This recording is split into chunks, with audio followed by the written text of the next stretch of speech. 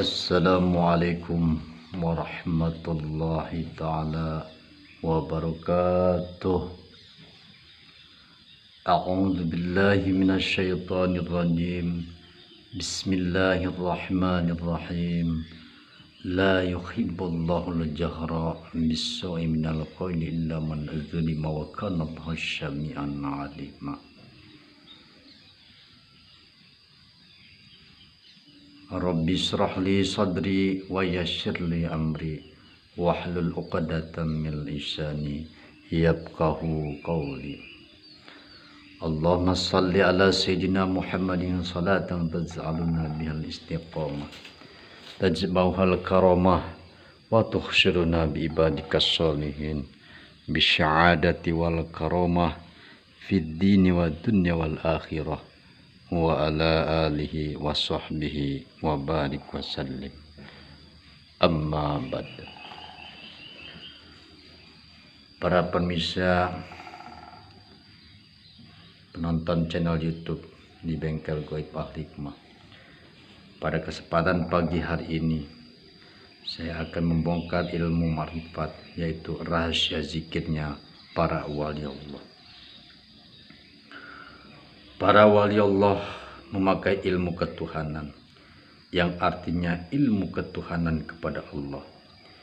Kita ini semua beriman kepada Allah, tetapi masih kebanyakan beriman atas namanya saja. Allah itu nama kemuliaan, nama keagungan. Allah itu nama, tapi mustahil tidak memiliki yang punya nama. Jadi setiap nama pasti ada yang memiliki nama tersebut. Kita selamanya akan beriman apabila kita pelajari ilmu dan menuntut ilmunya. Ilmu inilah yang dibawa Rasulullah SAW ketika masih di Mekah kurang lebih 13 tahun. Hanya menanamkan keimanan, menanamkan ketauhidan, melepaskan daripada kesyirikan. Kalau kita beriman kepada Allah, beriman kepada atas nama Allah, berarti melepaskan daripada kesyirikan. Kalau kita hanya beriman saja, masih ada syirik, yaitu syirik khafi di dalam batin kita. Inilah yang dipakai para wali-wali Allah kita terdahulu. Itulah yang dikatakan Nabi, awaluddin ma'rifatullah. Mula-mula agama itu mengenal Allah. Tidak dikatakan beragama apabila tidak mengenal Allah. Bagaimana kita beribadah apabila tidak mengenal Allah? Allah yang kita sembah, yang bernama Allah, ada pada ayat kursi. Allahu la ilaha illa huwal hayyul qayyum. Allah Ta'ala itu tidak ada Tuhan melainkan zat yang hidup berdiri sendiri. Yang hidup itulah yang dimaksud Allah Ta'ala itu. Apakah kita memiliki hidup ini? Diisyaratkan dalam Al-Quran. Wa fi anfusikum afala tubsirun. Kata Allah Ta'ala, di dalam dirimu itu aku. Kata Allah Ta'ala, di dalam dirimu itu aku. Apakah kamu tidak melihat? Apakah kamu tidak kenal? Apakah kamu tidak tahu? Hidup pada dirimu itu adalah daripada aku. Zat Allah Ta'ala. Makanya kita yang merasa hidup, apabila kita merasa hidup, maka syiriklah kita. Lihatlah sifat dari Allah, qadrat, iradat, ilmu, hayat, sama, basor, dan kalam. Jangan sampai kita akui hak Allah itu. Jadi ilmu yang dimuliakan oleh Allah adalah ilmu ketuhanan. Sabda Nabi Muhammad SAW, Innallaha la yanzuru ila suwarikum wa a'malikum wala yanzuru illa qulubikum wa a'malukum wa a'malikum. Sesungguhnya Allah tidak melihat fisik dan harta kalian, tapi Ia melihat hati dan amal kalian. Allah tidak memandang penampilan kita, tidak memandang jubah kita. Yang dipandang oleh Allah hatimu, batinmu. Ilmu batin inilah yang paling mulia. Tanpa batin maka zahir diri kita akan rusak, akan binasa. Yang kita lakukan pada zahir ini adalah asalnya daripada batin. Contohnya ketika kita sholat, yang manakah yang lebih dahulu? Niatlah yang lebih terdahulu. Nah, niat inilah yang disebut di batin. Setelah niat barulah kita mengerjakan sholat. Jadi tidak sempurna zahir kita apabila tidak mengetahui yang batin. Kata Imam Al-Ghazali dalam kitab Ihya Ulumuddin bahwa batin lebih penting daripada zahir. Ketika kita misalnya mengangkat takbir Allahu Akbar, apakah kita kenal dengan kalam yang berkata dan kudrat kuasa mengangkat takbir tersebut? Apabila diri kita yang masih merasa berkata, maka syiriklah namanya. Apabila syirik kecil, sekecil apapun syiriknya, tetaplah binar, dalam neraka. Na'udzubillah. Tapi apabila dosa-dosa yang lain, Allah Ta'ala akan mengampuninya, asal jangan syirik kepada Allah.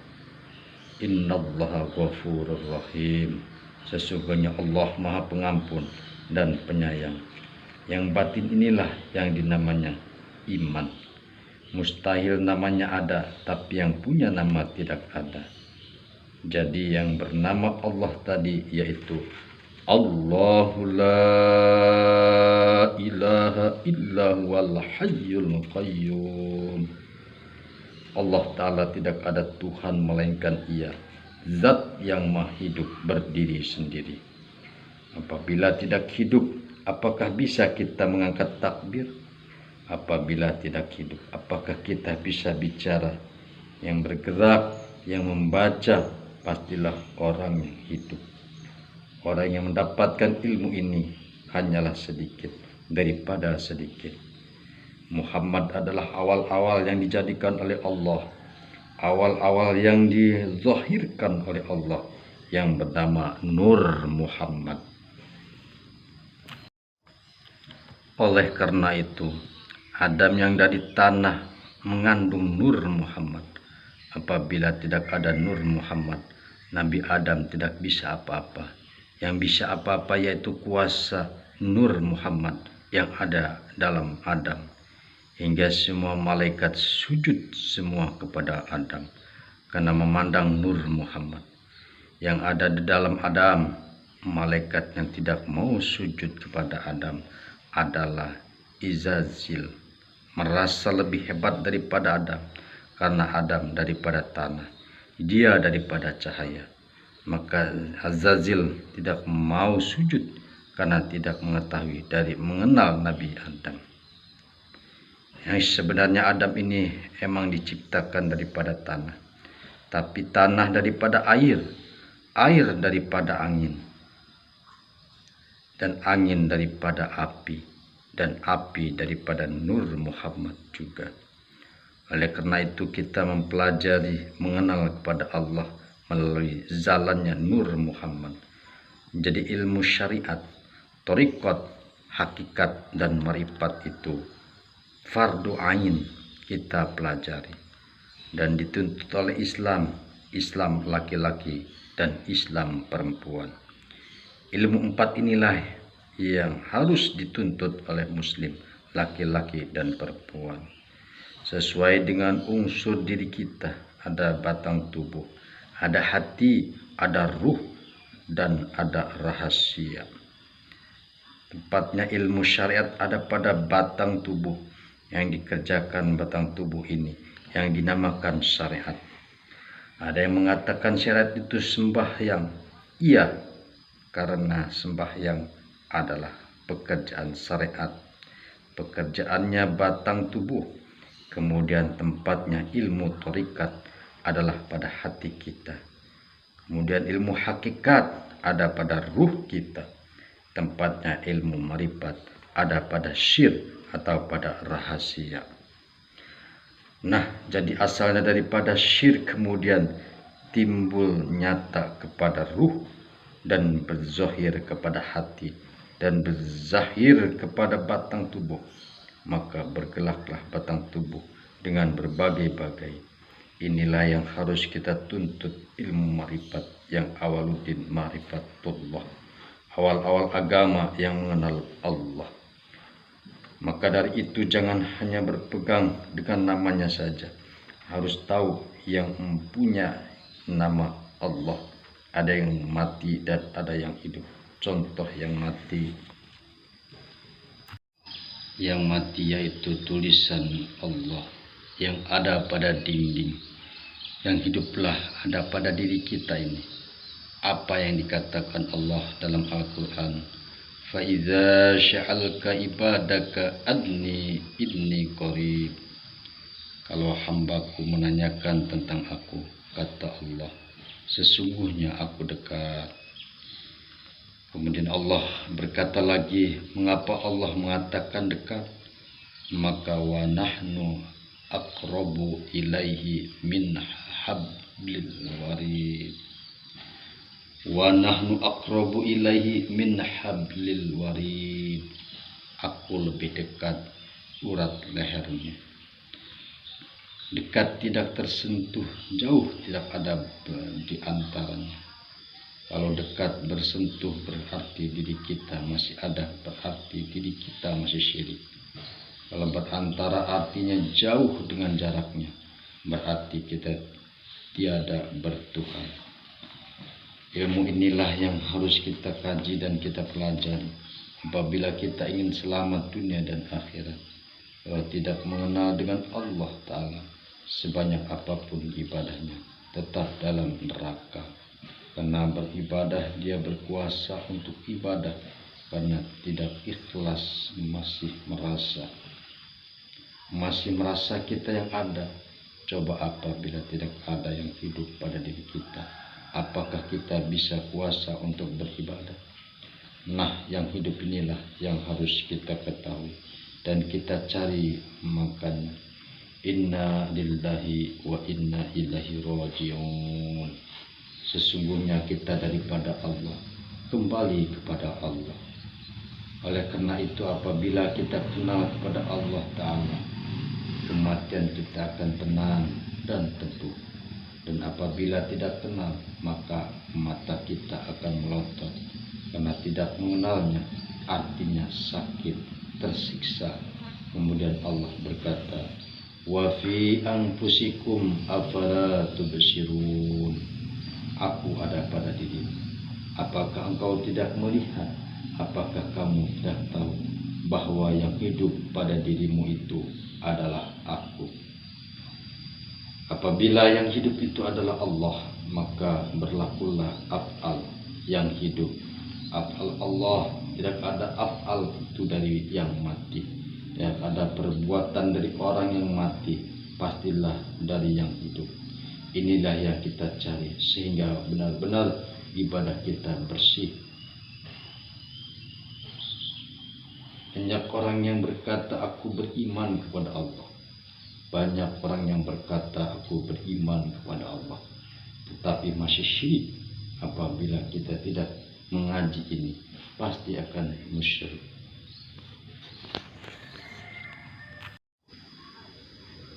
Kullun say'un khaliqun wajha. Setiap sesuatu itu pasti rusak kecuali wajah Allah. Karena wujud Tuhan saja yang ada. Tapi apakah kita ini yang ada adalah Allah? Kita ini adalah wujud mazhar, kenyataan Allah Ta'ala. Allah Ta'ala tetap laisa yang hidup tadi. Yang kita kenyataan yang hidup. Apabila kenyataan yang hidup, kita jangan mengakui kita ini yang hidup. Kalau kita merasa yang hidup, maka syiriklah kita.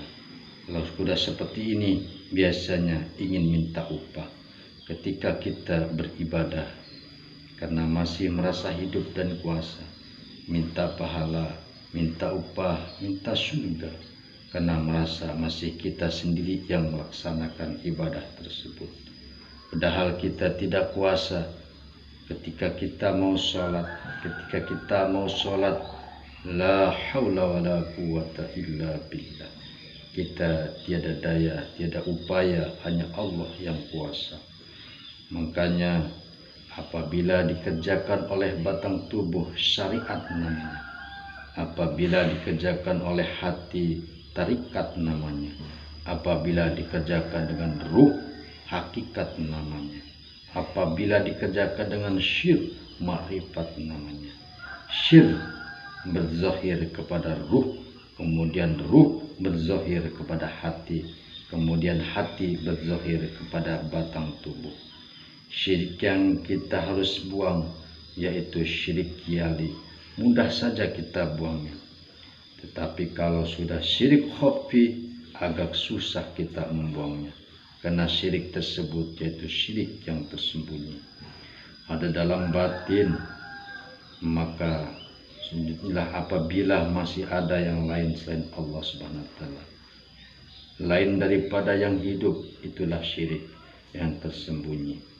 Apabila masih ada hayat yang hidup, maka mata kita bisa melihat, telinga bisa mendengar, mulut bisa berbicara, bisa kuasa berjalan dan sebagainya. Sampai dimanapun sekolah, setinggi apapun sekolahnya, bila tak kenal dengan Allah Ta'ala, maka dalam neraka, finnar, karena ada kesyirikan pada dirinya. Kita selalu dalam zikrullah siang dan malam. Apabila kita tidak tahu tentang belajar, tidak bisa berzikir siang dan malam, apakah habis kita berzikir siang dan malam tidak bisa bekerja? Tidak seperti itu. Karena itu kita harus mengetahui zikir, hakikat dan makrifat. Kata Ibnu Arabi, zikir itu ada 4 tingkatannya. Ada zikir lisan atau zikir syariat, ada zikir qalbi atau zikir tariqat, ada zikir ruh, zikir hakikat, ada zikir sir atau zikir makrifat. Apabila kita mengetahui zikir yang 4 ini, maka kita tak akan lepas berhenti mengingat Allah. Zikirnya telah melekat terus menerus, biarpun di tempat bekerja, di atas kendaraan, biar dimanapun berada, dia selalu berzikir, ingat kepada Allah. Yang penting mengetahui zikirnya yang 4 tadi. Man qala la ilaha illallah akhiril hayat dakhalal jannah. Barang siapa mengucapkan la ilaha illallah di akhir hayatnya, niscaya mendapat surga. Zikir pertama, zikir lisan atau zikir syariat, yang diucapkan mulut kita seperti la ilaha illallah. Kemudian zikir kedua yaitu zikir qalbi atau zikir tariqat, letaknya pada hati. Artinya hanya hati saja yang ingat kepada Allah, lisan tidak membaca. Dan yang ketiga zikir ruh yaitu zikir hakikat, letaknya pada ruh kita. Kita disuruh zikir terus menerus dengan zikir yang banyak tanpa hitungan. Kalau masih zikir lisan, kita pasti berhenti. Kalau ada di toilet ataupun di kamar mandi, makanya harus ada zikir hati. Dengan zikir hati, walaupun di tempat kamar mandi, boleh-boleh saja. Karena tempatnya hati, kita tidak mengucapkan dengan lisan. Berzikir tanpa suara, hanya hatilah yang berzikir. Ketika kita tidur, maka berhenti. Makanya harus ada zikir ruh. Nah, zikir ruh inilah meresap dalam tubuh, namanya nyawa. Kalau berzahir keluar masuk hidung, namanya nafas. Karena ruh ini adalah yang hidup, letak di nafas inilah yang diisi dengan ingat kita, dengan zikir kita. Kena keluar masuk nafas, tidak ada yang memerintah, karena berdiri dengan sendirinya. Disinilah kita berzikir. Kalau keluar nafas, Allah. Dan kalau masuk napas hu, jadi hu adalah hu-nya Allah. Hu Allah, hu Allah, hu Allah, hu Allah, hu Allah, hu Allah, hu Allah, hu Allah. Inilah yang bernama Nur Muhammad. Asik keluar masuk dengan zikirnya. Apabila napas masuk alam zahir, apabila napas keluar ke alam kabir, inilah diantaranya kedua alam itu. Inilah yang kita isi zikir, masuk keluar dan keluarnya masuknya napas. Dan apabila napas kita sudah diisi dengan zikir tersebut, maka ketika kita tidur tidak pernah berhenti zikirnya dengan keluar masuknya itu napas tersebut. Dan mengetahui ilmu inilah ilmu marifat, inilah yang tenang dan damai. Ilmu marifat inilah yang tenang dan damai, yang diundang oleh Allah dalam Al-Quran. Ya ayyatuhan nafsul mutmainnah, irji'i ila rabbiki radiyatan mardiyah, fadkhuli fi ibadi wadkhuli jannati. Wahai jiwa yang tenang, kembalilah kepada Tuhanmu dengan hati yang ridho dan diridhoinya, maka masuklah ke golongan hamba-hambaku dan masuklah ke dalam surgaku. Orang yang berjiwa tenang, ruh tenanglah yang diundang oleh Allah masuk ke dalam hambanya dan masuk ke dalam surganya. Agar kita tenang, maka kenallah Allah. Allahu alam bishawab. Wassalamu. Assalamualaikum warahmatullahi wabarakatuh.